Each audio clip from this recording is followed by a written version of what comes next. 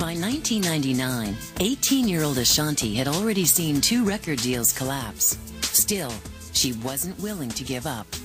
She scheduled a meeting that she hoped would change her life.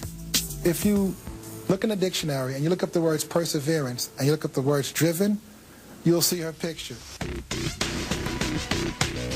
At the meeting, Ashanti tried to convince Irv Gotti, the industry's most successful rap producer, to give her a shot. I go in there, I talk to him, he listens to the music. He's like, well, I'm not an R&B dude. Now she's R&B and he's hardcore rap. I don't know how it's gonna work. Slowly, Ashanti started winning over the hip-hop guru. But Irv wouldn't give her a record deal. Instead, he offered Ashanti a chance to prove herself. What I did tell him was, be a studio rat. I have this studio, and I was like, you know, just come to the studio. I was like, if you want to work, just come to the studio. Just come to the studio. And she listened to that. Ashanti spent every spare moment at the Murder Inc. recording studio, called the Crack House. Unexpectedly, she was quickly accepted. Oh my gosh. I mean, you just have to imagine a studio full of dudes, you know, older dudes and rolling dice and, you know, doing whatever, being guys. I'm the 20-year-old Strong Island girl walking in there, and I'm like, all right, now what? She was the only female there. So she would be in the midst of all these thug-like guys, and she's like, I'm going to do what I have to do. My first impression was, these are some hardcore guys. Like, I need to be here with her. So I was like, you going into the city? Let me get my coat. The way she carried herself amongst the den of wolves. Because in the studio at any given time, 50, 100 dudes, gangsters, thugs. You understand? No one ever disrespected her. Everyone loved her, like she was their little sister. She was learning slang. She was learning how to be like the girl in a family full of guys. Ashanti always, you know, handled herself as a woman of respect. So, you know, Irv was like, this is our princess. She's not our she's our princess. They want to see if I'm going to sink or swim. And at this point, there's no way I'm going to allow myself to sink. No way. For months, Ashanti hung around the recording studio and bided her time. Every time she was in the studio and she's just sitting there. So wee hours in the morning and then she leaves doing nothing. But what she was doing was showing me her hunger. She was showing me her drive and her determination that, you know what?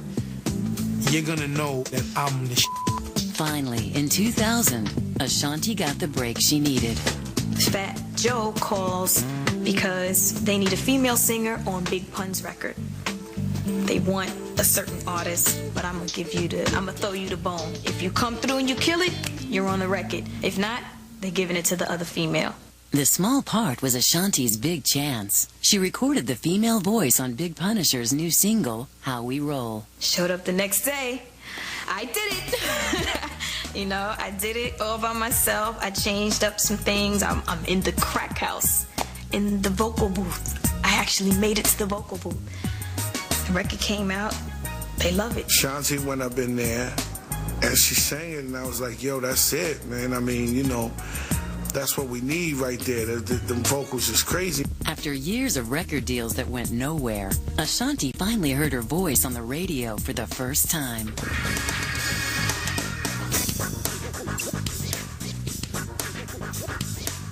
I turned my radio all the way up. I got out the car and I'm dancing in the middle of the street. I'm like, that's me, that's me. I was calling my mom, I called my cousin, I called everybody. That's me, the Big Pun record is on the radio. Before long, Ashanti was a songwriting machine. She never takes long. Like, she pans a song out like that. Next thing you know, she's in the booth and she's singing it. She's quick. She's quick with the pen.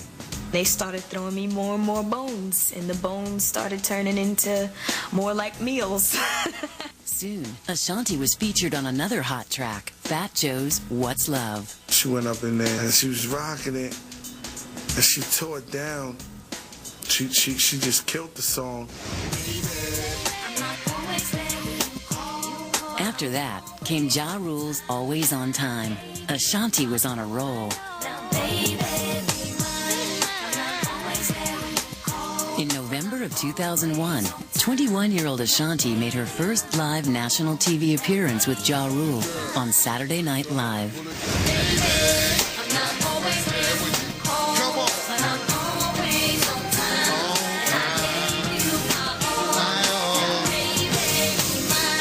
Oh my gosh, it was gigantic.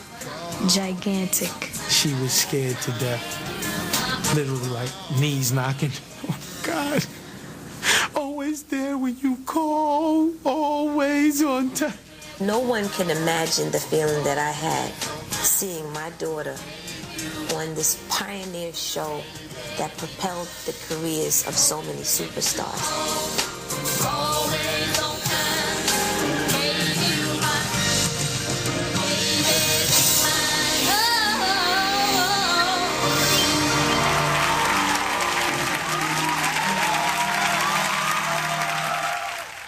National TV, high-profile collaborations on hit songs, a growing fan base. Ashanti's dreams were coming true. I had to sit back for a minute. I said, I can't believe this is really Sean. I can't believe this is my daughter. This is really great. It's a good feeling. I'm so happy for her. Coming up next, Ashanti finds a guardian angel. That's when everything started picking up crazy for me. So it's almost like he made it happen. And later, Ashanti takes a personal stand against domestic violence. A lot of females kind of feel embarrassed. I don't want it to be ignored. When Lifetime's intimate